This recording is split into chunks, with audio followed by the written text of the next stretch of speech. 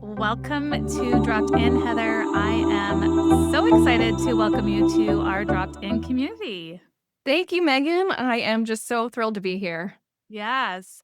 Today's topic is a hot topic in my world. I already know we're going to have such an incredible conversation on all things branding and your zone of genius. So please share who you are and what you do and why you're obsessed with it. Oh gosh. Well, I could share a lot about why I'm obsessed with it. So I'll start with who I am and what I do. My name is Heather Palkar, and I'm a brand coach and visual strategist and photographer.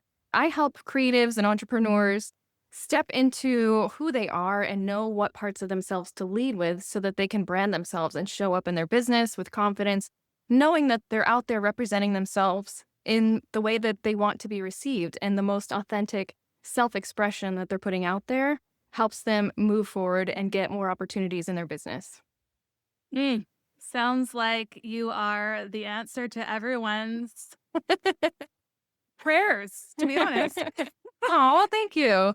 And it Yeah. and it really is. I'm so passionate about it just because of the transformation and the confidence that shines through people when they know that they're putting themselves out there and they look good. It's like, putting on that perfect pair of jeans where you know that your ass looks amazing Yep. and you're like out there flaunting. Suddenly self-promotion doesn't feel icky anymore. It's like, hell yeah, I look good. This is Yeah. what I have to offer. If you like what I have going on, come on, come work with me. Because when you feel Right. confident, it just exudes out of you. So Right. let's drop into that. So how do you support people to feel, because I know like photography in and of itself is a beast of its own, right? And so how Mhm. do you exude that energy from the work that you do? Well, I think a lot of times, it's all around self awareness. So I try to figure out what the energy of that person is. Like, let's bring out your personality and make things more fun or more engaging in what you're doing. And so for me, it's like when you talk to someone and they're like, gosh, I really have this thing that I want to do, but I don't know if I'm good enough. Well, I see them. Of course, you're good enough. Why aren't you good enough? And when they start seeing themselves with the potential that I can see by having photos that represent them the right way and they look good and having a cohesive brand that translates their essence, then they start to believe that. So it's kind of like this taking yourself and imagining your next level and being at that next level. And so that branding and the photography can help you get there so much faster. So Mhm. how did you get into this line of work? How did you get into it? Well, I think my whole life I've been an artist and I've always loved self expression. As you can see, I'm wearing lipstick here today. Fun story, I actually got in trouble for wearing red lipstick to kindergarten class. Oh, So I was experimenting with art and self expression and style since I was 5 and mm, beyond. I don't, that's my earliest recollection. And my kindergarten teacher called my mom in and said, I don't think this is appropriate. And my mom said, well, she does it better than I can. So I don't see a problem with it. that's your mom. Bless my mom. She's amazing. And it's definitely something that self-expression, that art, that wanting to exude emotion and give the right feeling through visuals. That's what I'm all about. And I got into actual art in school. I was always a traditional artist, drawing, painting, fell in love with photography, and ended up going to college for photography. So I started off there and then I got into graphic design while I was doing that, some of the different classes that we had. I was like, oh my gosh, the tuition's so expensive. Am I gonna be okay doing this? I'm gonna be a starving artist. Mhm. And so I ended up taking some time off and almost becoming a paralegal and then getting into graphic design after I decided I could not live my life in Times New Roman. So I could use any font that I wanted, getting into graphic design. And so I graduated doing that and got my first job out in California. I grew up in upstate New York and went to school in Cincinnati and upstate New York. Long story short, I started working in a print shop and was doing a lot of graphic design and branding. So, branding, even in my college classes, I was just very naturally good at that. And I think that kind of ties into my early artistic skill, but also style and like, trying to embody different personas, I guess you could call it. So I had a very wild imagination as a child, and I would picture myself being these different jobs. Let's say I was maybe a bus driver in one visual. I was an acrobat in another one. So it was really something that I early on learned how to dive into an identity. So yeah. Now, were you always supported with this beautiful mind of yours, aside from your kindergarten teacher? Yeah, actually, yeah, I was very much supported with this, and everyone that knows me, you'd ask like, what are 3 words that describe this person? Number 1 is always creative. Mm. So that definitely for me, I'm very much a creative at heart, and that's why I love working with other creative entrepreneurs. And finally, put my stake in the sand saying, I want to work with creative entrepreneurs. I want them to feel this. Like I was working with all sorts of different business owners, small businesses, large businesses, nonprofits, doing various graphic designs, photography, and building the brand collateral. But when I was doing more of the personal branding work with these individual entrepreneurs and solopreneurs, it was this like that identity work that opened up for me. And I didn't realize that was so unique to me. And that was actually part of my zone of genius was being able to do that first and then use my creative talents to translate the essence. So, Yeah. yeah, so I very much have been supported through that and have been very blessed to have been doing this professionally, being a creative professional for 18 years now. Wow, that's Yeah. incredible. Do you find working with creative entrepreneurs that they are open to your ways of being? Are they more specific on like what their visual looks like and their idea of what they want? I think they're very much open, but generally creative people have an idea in their mind. And so my job isn't to tell them to try something different. It's to, okay, I like where you're going with this. Now, let's get a little bit of strategy behind that. How can we make that shine? How can your vision come to life and also make it work for you rather than just being some abstract thought or, something kind of just general like, oh, I love the color blue. Okay, well let's dive into that. Why blue? Let's come up with a story so that that visual has more depth and more of that emotional frequency behind it that aligns with getting them to where they want to go. So you're like the creative director in all of their Yes. madness. Your alchemist, magician, whatever you want to call it. Uh, so this question came up in our mastermind actually, and I would love to hear what your answer is. What makes up a personal brand? Well, one word, reputation. Mm. Thanks, Taylor Swift. So your personal brand, it is what people think of when they think of you. So it's how you're perceived and it's the elements of you. I like to think of a personal brand too as like it's an inward reflection and an outward projection. So it's what people receive from you, how they perceive you, but also you get to control the narrative and what you're putting out there too. So what specifically would make a personal brand? So a personal brand is really if you are trying to define an identity and make recognition around a person. Mhm. So versus like a business brand would be a fictitious entity. Right. So it would be a company or a name that it's actually a little bit harder to brand a business because there is no personality. There is no unique personality and characteristics that they try to humanize to make it able to connect to their audience deeper. So people as personal brands, we have that advantage that we are people. So we can connect with people on a human level more easily. Yes. Would you say a lot of or most entrepreneurs recognize and acknowledge that it's important for them to have and develop their personal brand?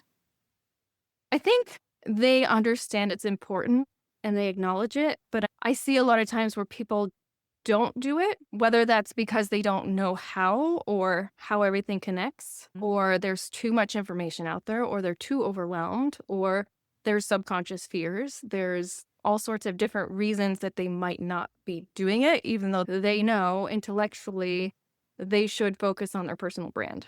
Yes. Okay. So, with that, let's speak into your brand heart system. Tell me more about it. Yes. Oh, I love the brand heart system. So I actually, when I initially came up with my system, it was about 10 years ago, and I called it my four square foundation of personal branding success. It was the foundation But my insights evolved and it's now your brand heart because your brand is the heart of your business. It's not just what you build your heart on, it's inside your business. It's where the lifeblood for your business is pumped throughout your whole business. So the brand heart, just like your human heart, has 4 areas. So in my brand heart, it's the reliable, remarkable, recognizable, and referable. Each of those different areas is what you strive to make your brand exude, but each of those areas is also part of the process, the way that I see, that makes it easier to approach personal brand. So let's dive into that. So, what makes a brand reliable? That is you being rooted in your values and your core. It's being consistent. It's differentiating you. So I have my own identity tool that I created called your unicorn factors. And that is part of your reliable core where you are being true to yourself. You're being authentic and you're really defining who you are as a person and what your values are. You can work on the other areas. Such important work, especially in today's day and age, because I call this era the age of information overload because we can literally Mhm. have everything at our fingertips. And it's like, well, someone is consistently telling you how to do it and how not to do it. And it's so contradicting. So Right. I love that you are able to execute this for people through your process. That's so incredible. Well, and it really helps them to understand what makes them different and why certain customers might be drawn to them more so than someone else that's doing what they're doing. Because, I mean, pretty much everyone, anything that you're doing, there's someone else doing it too. So when you're clear on your values and, what's different about you, why you're doing this, why people would be attracted to working with you versus someone else, it just makes everything else so much easier. When you know you've got your core and you're rooted in your values, it makes all the rest of it like selling, promoting yourself. It's suddenly not icky. It's more, oh, I am bringing this value to my audience. And I know it's because of this deeper value that I have. And I'm being who I'm meant to be, doing what I'm meant to serve. Okay. And then how about recognizable? So, recognizable is all about your appearance and your identity system. So, as a personal brand, of course, you are the face of your brand too, but not just your personal appearance. What's your backgrounds on the Zoom calls look like? All of those different things. There's visuals are one of those aspects of your brand that makes it so much easier for people to remember you. Mhm. And so that's really the core of being recognizable is that, even like let's say a big brand Coca-Cola. You see their logo, you recognize their logo. You see their color red, you recognize that red. Yeah. So you can do similar things with personal branding where you have kind of a refined wardrobe style, Mhm. like your hairstyle, the typical makeup that you wear, the colors that you typically wear. So people start to associate that with you. And it Mhm. becomes so much more easy for them to remember, oh, yeah, she's the one that likes to wear all black. Or this one, she always wears pink. With personal brands, absolutely using your personal appearance to drive that. Mhm. And then as you're also in the marketplace, networking and doing online promotion and all that, you've got your collateral, your different tools. So the graphic designs that you use, the photography style that you use, any icons that you're using, all of those need to be cohesive and tell the same story. So that's part of creating that identity system that makes you remarkable. Mhm. I love it. I love it. I feel like I'm onto something then because, I love branding, but I'm not trained in it. I haven't gone to school for it, but it's like, I have a significant, like that neon green color that is Yes. recognizable. The disco balls is part of my branding. Mhm. So I I'm on love it. target, is what you're saying. Yes, I love it. And you have a consistent style too with your imagery and Mhm. the black and white. And it's with that lime green, it's electric. Yes. And it ties into what you do with nervous system and dropping into your body and you're feeling what's going on and you can feel the excitement and the energy. It translates your essence very nicely. You're doing a great job. Thank you. Let's now drop into remarkable. So, remarkable is all about your marketing and sales presence. I'm not a marketer. per se. Like, I'm not going to tell you which email marketing campaign manager is the best, but if that is part of your marketing strategy, it should be on brand. And ways to do that would be to, of course, use your identity system, the same colors and everything, but also your voice. So part of your recognizable part was that also your voice, not just your visuals. Those are words and visuals communicate your recognition. So pulling that into your marketing and sales presence, coming up with the offers that are on brand for you. So in alignment with who you are as a person, and it ties back to the reliable section too. So each of these parts tie back to each other. It's not just a sequential process. It's a synergistic.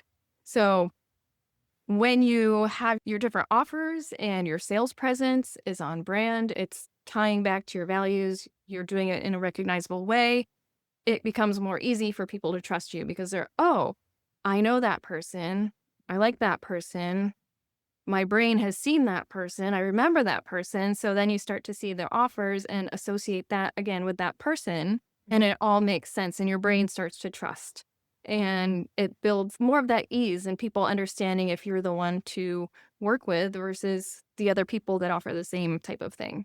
And also in being remarkable, it's people talking about you, right? So you've heard of Seth Godin with the purple cow. So it's kind of standing out in the marketplace. And that's why in my reliable part of the brand heart, the unicorn factors help you identify 7 parts of you to lean in and lead within your business. So as you get to marketing and sales, that gives you pieces of content to talk about. And it gives you things to put on into your copy that then people remember. And then they start talking about you. You get reviews and, people are using similar language that you are being remarkable. So it's getting that conversation going around who you are and what you do, what the value is, Yeah. who would naturally be a good fit to work with you. Yeah. And then having that sales system, the right offers, everything funneling them in to actually be able to work with you. Yes. What a beautiful ecosystem you've created. Friends, stop what you're doing and go hire Heather right now. Thank you so much for your generosity and sharing Oh, of this. course. Yeah. Absolutely. So, which beautifully segues into the referability piece, Mhm. right? Because Right, I right. know that is like in my opinion, like one of the number one things in business Mhm. is your referral rates, Right, right? right.